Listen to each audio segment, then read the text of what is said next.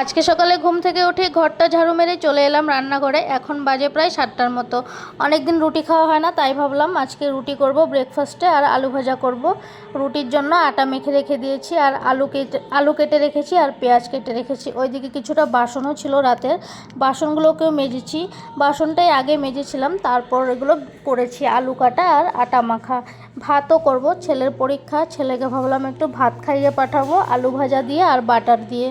চলে এলাম একটু বাইরে ব্যালকনিতে।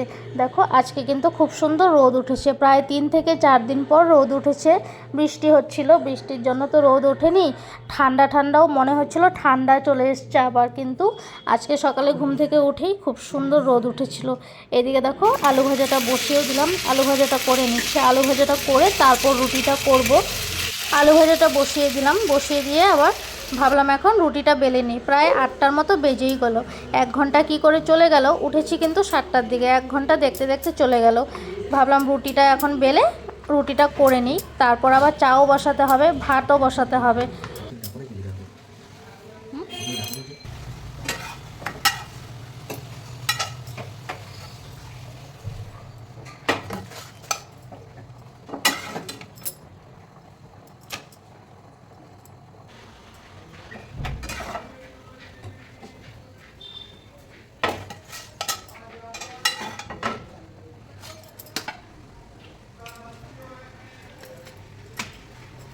আলু ভাজাটা নামিয়ে রেখে এই সাইডে রুটিটা করে নিয়েছি আর ভাতটাও হয়ে গেছে।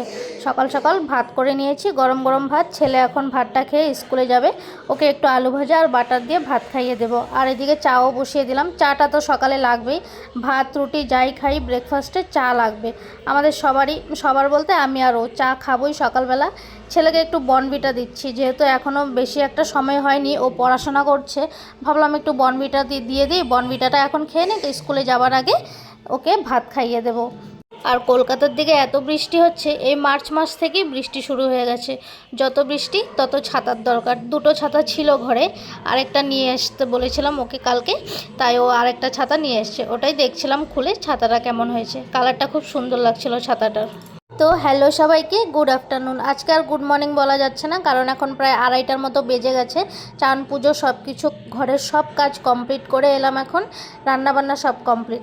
তো তোমরা সবাই কেমন আছো? আশা করছি তোমরা সবাই খুব ভালো আছো, আমরাও খুব ভালো আছি। তোমাদের সঙ্গে আবার দেখা হলো সন্ধ্যাবেলা, ওই প্রায় 7টার মতো বাজে। ছেলে টিউশন চলে গেছে, আর এইদিকে আমি ভাবলাম বিছানার চাদরগুলো আগে পেতে নিই। 2টো বিছানার চাদর ধুয়ে দিয়েছিলাম আজকে, তাই এখন ভাবলাম পেতে নিই সন্ধ্যাবেলা, তারপর আবার রান্না করতে যাব। ছেলেকে টিউশন পাঠিয়েছে আজকে, ভাবলাম রান্নাটা করে তারপর যাব ওকে টিউশন থেকে নিতে।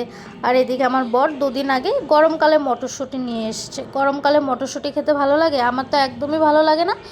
তারপরে কি করব, বানাতে তো হবেই। যখন নিয়ে এসছে, না বানালে জিজ্ঞেস করবে মটরশুঁটিগুলো কোথায় গেল। এই যে তারপর বসে বসে সবগুলো মটরশুঁটি ছিলে নিচ্ছি। মটরশুঁটিগুলো ছিলে তারপর আলু কেটেছি ছোট ছোট করে, টুকরো টুকরো করে আলু কেটেছি। ভাবলাম আলু দিয়ে মটরশুঁটি দিয়ে ভাজা করে নিই আর ডাল করব।